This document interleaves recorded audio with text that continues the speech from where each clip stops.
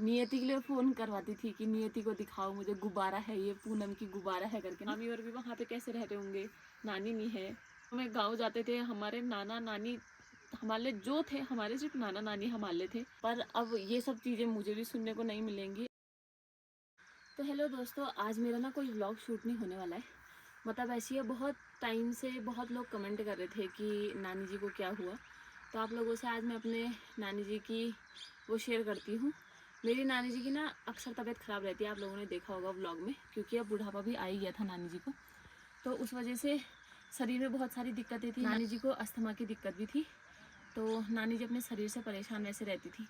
और अभी हाल ही में मेरी नानी जी की डेथ हो गई है। बहुत लोगों को पता होगा और बहुत लोगों को नहीं पता होगा, क्योंकि अचानक से ये सब चीज़ें हो गई थी। हमें भी अचानक से पता लगा था। मेरी नानी जी ना अक्सर आप लोगों ने देखा होगा व्लॉग में कि जब भी गर्मियाँ स्टार्ट होती है तो मेरी नानी जी ना हमारे यहाँ चली जाती है, बोले तो मेरे गाँव अरकंडाई, मेरे मायके में, क्योंकि वहाँ पे थोड़ा ठंडा रहता है। मतलब प्लेन्स के हिसाब से वहाँ पे ठंडा रहता है। आजकल तो पहाड़ों में भी गर्मी हो ही गई है, और वहीं से फिर अपने गाँव भी चली जाती है। पर इस बार क्या हुआ कि नानी जी ना हमारे यहाँ तो गई और अपने यहाँ भी नहीं जा पाई, तबीयत की वजह से भी, क्योंकि मेरी छोटी नानी ने वहाँ पे आना था पर वो जल्दी नहीं आ पाए थे, और इस वजह से नानी जी हमारे यहीं पे रुकी हुई थी। और अभी बीच में ये बारिश स्टार्ट हुई थी ना, जिस टाइम पे ये बहुत वो पड़े थे, क्या ओले पड़े थे, तो नानी जी को एकदम से ठंडा भी लग जाता है, क्योंकि अस्थमा की दिक्कत भी है। तो नानी जी की ना अचानक से तबीयत ख़राब हो गई थी जब 2-3 दिन की ये बारिश पड़ी थी, और इस वजह से नानी में ना हल्की सी स्वेलिंग जैसी भी आ गई थी, सूजन जैसी। और नानी जी बीच में चेकअप कराने भी गई थी वहाँ पे।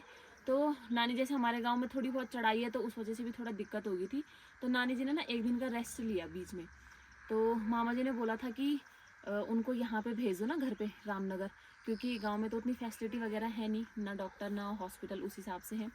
तो नानी जी का इलाज यहीं पे चलता है, रामनगर या काशीपुर में।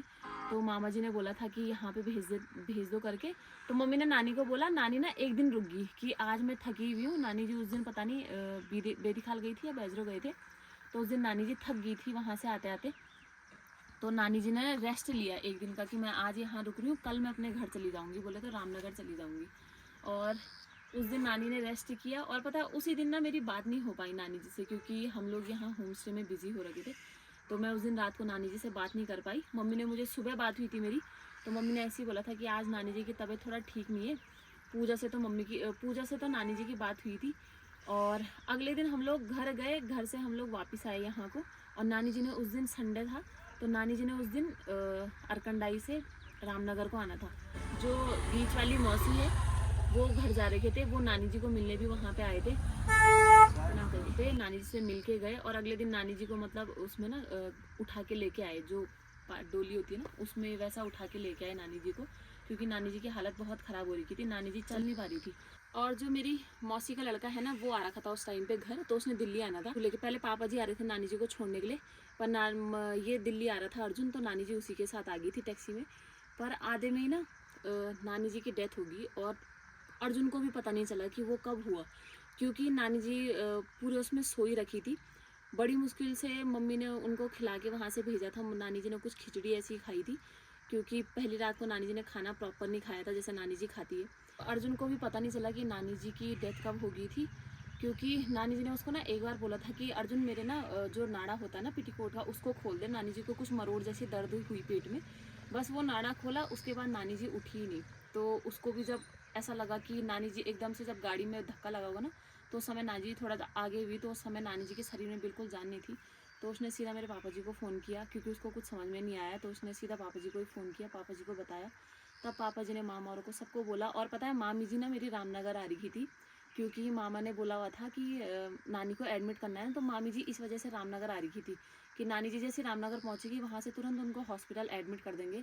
तो मामा जी ने फिर मामी को फ़ोन करके ऐसा नहीं बोला कि मतलब ऐसा हो गया ना, क्योंकि होता ही है, हड़बड़ाहट हो जाती है। फिर मामी जी कहाँ रामनगर जा रही थी, तो बोला कि क्या बोलते हैं, वहाँ जाम लगा हुआ है, तो तुम घर चलो, वहाँ से अर्जुन दिखा के आ जाएगा। तो जब नानी जी घर पहुँची होगी तब मामी जी को भी धक्का लगा होगा, क्योंकि बुरा लगता है ना। मतलब ऐसा नहीं है कि नानी जी तड़प तड़प के वो हुई है, क्योंकि नानी जी ना अपने शरीर से बहुत परेशान थी। नानी जी को जब गर्म होता था तो बहुत बेचैनी होती थी, ठंडा होता था तो अस्थमा की दिक्कत हो जाती थी। पर जो नानी जी की डेथ हुई वो बहुत शांतिपूर्वक हुई। और पर इस बात का हमको थोड़ा वो है कि हम लोग भी नानी जी से मिल नहीं पाए, हम लोगों का 1-2 दिन पहले प्लान बना था कि हम नानी जी मतलब हम रामनगर जाएंगे, हमको किसी काम से जाना था वहाँ पे, पर हम नहीं जा पाए क्योंकि मम्मी ने बोला फिर कि अभी नानी आने ही वाली है, तो तुम जब नानी भी आ जाएगी तो नानी से ही मिल लोगे, तो उसी से 1-2 दिन बाद आना करके। तो संडे मंडे का प्लान था हमारा और संडे को ही नानी जी आ रही थी, पर ऐसा हो गया। हम लोग भी जब यहाँ होम स्टे में थे, हम लोगों ने लंच वंच बनाया, पापा का फ़ोन इनको आया, पापा ने मुझे फ़ोन नहीं किया। तो फिर इन्होंने मेरे को बोला कि इन्होंने पहले मुझे ऐसे ही बोला कि अरे नानी जी घर पहुंच गई है, तो मुझे ऐसा था नानी जी आज घर आना, तो घर पहुंच गई। फिर इन्होंने एकदम से बताया मुझे कि नानी जी मतलब नहीं रही करके, नानी जी बोल गई। तो उस समय तो अजीब सा मतलब धक्का तो लगता ही है। हम लोगों ने कुछ नहीं सोचा समझा, हम लोग यहाँ से सीधा इन्होंने बोला चलना है, मैंने कहा हाँ चलना है। हम लोगों ने लंच बनाने आए थे, हम लोग यहाँ पे लंच बनाया, उसी समय इन्होंने मुझे बताया, हम लोग अपना सामान पकड़ के सीधा रामनगर को चले गए। हमने उस समय कुछ नहीं सोचा समझा, बड़े लोगों ने हमको बोला कि नियति को क्यों ले जा रहे हो करके ना। मम्मी और ने भी वहाँ सब ने मुझे डांटा ही कि बच्चे को नहीं उठाना चाहिए था तेरे को, पर कुछ नहीं होता ऐसा। मेरी अपनी नानी है तो मैंने ऐसा कुछ नहीं सोचा कि गलत होगा, क्योंकि अगर हम गलत सोच ही नहीं रहे हैं तो गलत होगा ही नहीं। ठीक है, पुराने टाइम से बोलते हैं कि बच्चों को ऐसी जगह में नहीं रखते हैं, पर वो सौभाग्य वाली बात है कि आप किसी को देख पा रहे हो, क्योंकि किसी के उसमें ना हर किसी का सौभाग्य नहीं होता है ये सब चीज़ें देखने का।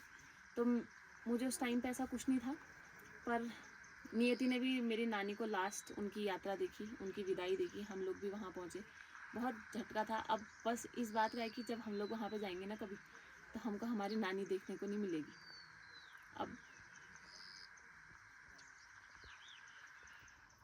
अभी तो ये मतलब अभी हम दूर है ना, तो हमको पता नहीं चल रहा है, पर जब हम वहाँ पे जाएंगे तब हमको वाली कमी महसूस होगी, हमारी नानी नहीं है।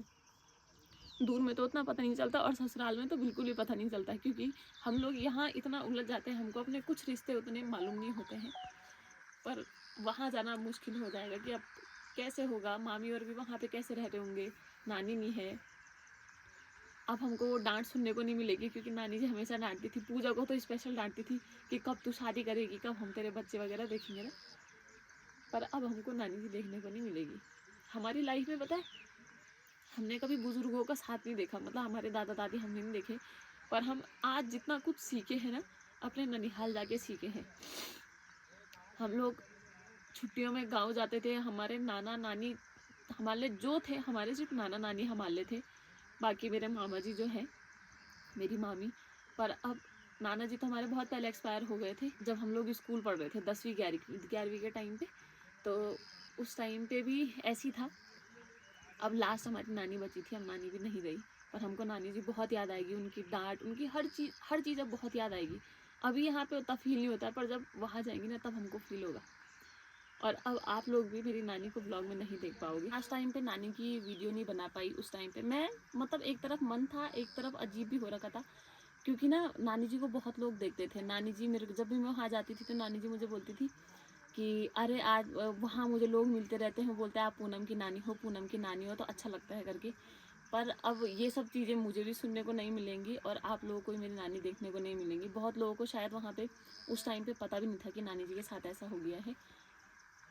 पर मेरी नानी जहाँ भी हो, उनको वो सब प्यार सब कुछ मिले, और आप लोग भी भगवान से प्रार्थना करना कि मेरी नानी की आत्मा को शांति प्रदान करें, और उनका आशीर्वाद तो हम पे ऐसा ही बना रहेगा। नानी जी बताए, नानी जी नियति के लिए फ़ोन करवाती थी कि नियति को दिखाओ मुझे, गुब्बारा है ये, पूनम की गुब्बारा है करके ना, क्योंकि नियति के गाल भी मेरे तो बहुत ज़्यादा गाल थे बचपन में, पर नियति के थोड़े से मुझसे छोटे थे।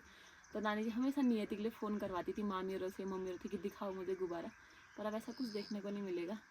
बस उनकी यादें हैं जो मैं आपके साथ शेयर करूँगी।